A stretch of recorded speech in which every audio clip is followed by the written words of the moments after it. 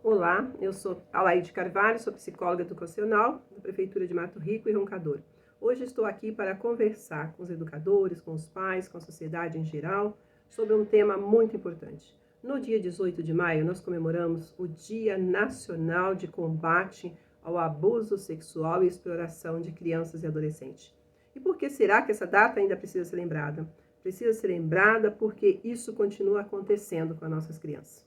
No ano aí que nós vivemos a pandemia, 2020, 2022, essas crianças sofreram ainda mais, porque ficaram em casa, né, fechadas lá nas quatro paredes. Essas crianças não saíam para falar ou para denunciar o que estava acontecendo dentro das casas. Então essas crianças sofreram violência doméstica, sofreram violência sexual, sofreram grandes violências aí que fragilizaram a vida das nossas crianças. E por que existe o dia 18 de maio? Existe o dia 18 de maio porque no ano de 1973, lá em Vitória, no Espírito Santo, uma menina chamada Aricele, ela tinha apenas 8 anos de idade e ela foi abusada sexualmente e morta. E esses abusadores, infelizmente, até o dia de hoje, continuam impunes. Então essa impunidade ela não pode continuar acontecendo. E por quê? Falar disso, porque isso continua acontecendo ainda nos dias de hoje. E continua acontecendo de forma muito incidente, de forma muito triste, infelizmente. E muitas vezes a gente até escuta a criança falar, a gente até vê ou sabe de alguma coisa e a gente se cala. E cada vez que a gente se cala diante de um sofrimento, da violência que uma criança sofreu, que está vivendo essa fragilidade, nós também somos coniventes com essa situação e também poderemos responder seriamente por isso, por omitir. E quando a gente se cala, a gente está permitindo que a violência aconteça. E o que é um abuso sexual? O abuso sexual é qualquer ato de um adulto para satisfazer o seu próprio desejo sexual. E a exploração sexual, a violência sexual, tem um fim lucrativo, né? Ela pode ser uma violência sexual, pode ser uma pornografia, pode ser uma violência aí através das mídias, da internet, né? Do WhatsApp, de qualquer meio de comunicação aí. A gente pode ver aí também o abuso sexual acontecendo através da internet. E a exploração sexual, ela pode acontecer através de vídeo, pornografia, né? Ou também de uma relação sexual de um adulto com uma criança, vivendo uma satisfação própria e um desejo próprio. E quais são os sinais encontrados na criança ou adolescente que são vítimas de abuso sexual infantil? Essa criança pode começar a ter pesadelo, né? Começar a não dormir de noite, mudança de hábitos alimentares, comer mais ou menos, começar a não ter controle de esfíncter, fazer xixi ou cocô na roupa, né? Mesmo que já tenha o controle, ela pode voltar a fazer de novo, né? A perder o controle do esfíncter. Também consumir drogas e álcool, fugir, né? Fugir da casa ou fugir do ambiente onde está acontecendo aquela situação, né? Se a criança está sofrendo violência sexual em casa ou qualquer ato que faça com que ela se sinta mal, sinta que o seu corpo está sendo tocado de forma violenta, ela pode fugir de casa, se é em casa que está acontecendo, ou se é num outro ambiente, evitar, ou até realmente a criança não querer mais voltar para aquele lugar. Então a gente precisa prestar atenção, né?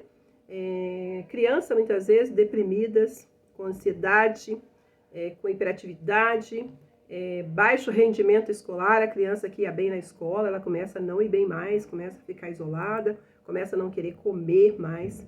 A criança também pode ficar agressiva, né? A criança que era calma, de repente fica agressiva. Sentimento de culpa e vergonha, né? Por que isso aconteceu comigo? Ainda se sente culpada, por que eu deixei isso acontecer? Será que eu fiz alguma coisa de errado? Será que eu provoquei alguma coisa? Isolamento social, preferir estar sozinha, com uma tristeza que não se sabe nem explicar, ou que a gente percebe, meu Deus, aquela criança está tão triste de repente. Depressão, né? Baixa autoestima, não me ama, não gosto de mim, não sirvo para nada. Rejeição ao próprio corpo, a criança começa a sentir como se o corpo estivesse sujo, né? Então, tudo isso são pequenos sinais que a gente precisa prestar atenção. Prestar atenção na escola, prestar atenção em casa. Quem convive com as crianças precisa olhar nos olhos das crianças e perceber a diferença, perceber que houve uma mudança comportamental na criança e procurar estar atento e investigar o que pode estar acontecendo. E isso pode acontecer em qualquer lugar. E geralmente os abusadores dessas crianças são pessoas próximas das crianças.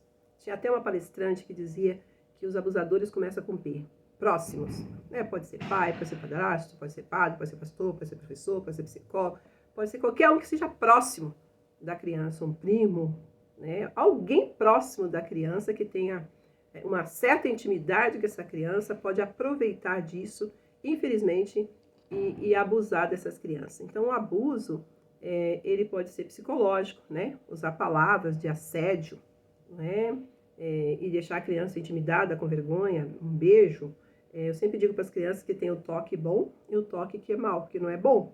Né? Se toca as partes íntimas do meu corpo, né? Aquelas partes que eu sinto que é íntima, seja o peito, seja as partes íntimas, né? Da menina ou do menino, e esse toque, ele me causa vergonha, ou seja, até um abraço, um beijo no rosto, mas se eu me sinto envergonhado, me sinto intimidado, sinto um desconforto, eu preciso falar para alguém que isso está acontecendo comigo. Né? Eu sempre falo isso para as crianças, preste atenção, cuide, porque o seu corpo é um tesourinho e ninguém pode tocar de uma forma que te deixe com vergonha, tá? E então tem criança também que começa a ter dificuldade na atenção, na concentração, né? Todos esses sinais de mudança de comportamento, eles precisam ser cuidados. E quais são as consequências desse abuso sexual infantil para a vida adulta, né?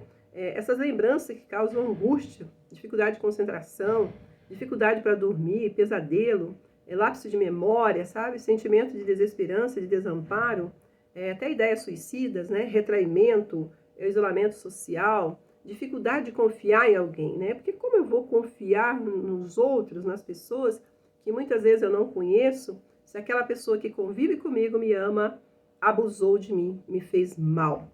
Também outra consequência pode ser uma irritabilidade, né? Uma explosão de raiva, atos agressivos, tudo isso, né? Pode ser sinais importantes de serem percebidos e de serem observados. Na vida adulta também tem adultos que podem trazer aí dores crônicas, né? Alguns transtornos de comportamento, algum transtorno, alguma dificuldade alimentar, uma desordem alimentar, né? Que eu já falei, tentativa de suicídio.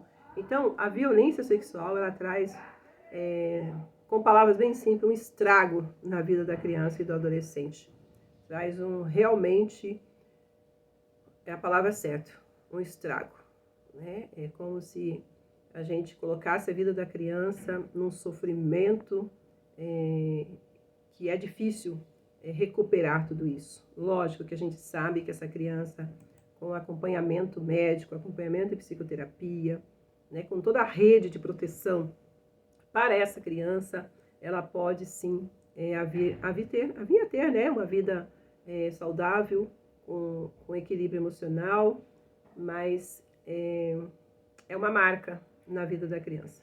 E aí, como é que a gente pode denunciar isso, né? A gente tem que denunciar. A gente não pode ficar calado. Eu sempre falo para a criança que quem abusa dela, quem abusa da criança, sempre vai falar para ela que aquilo é segredo e que ela não pode contar para ninguém. Então eu digo para ela que esse segredo a gente não pode guardar.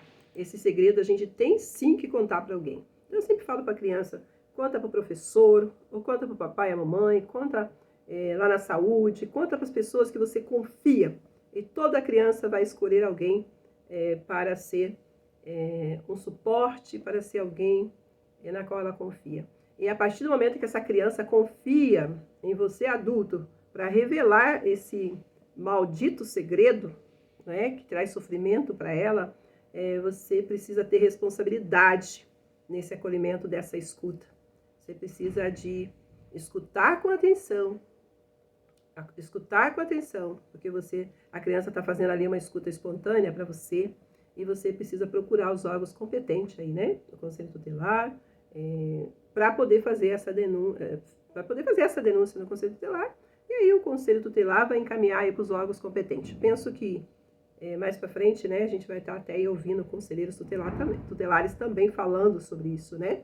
A gente pode denunciar no Conselho Tutelar, a gente pode buscar aí o CRAS, Delegacia, Ministério Público, Disque 100, né? Então existem aí serviços disponíveis para a gente fazer denúncia, para a gente poder ajudar as nossas crianças.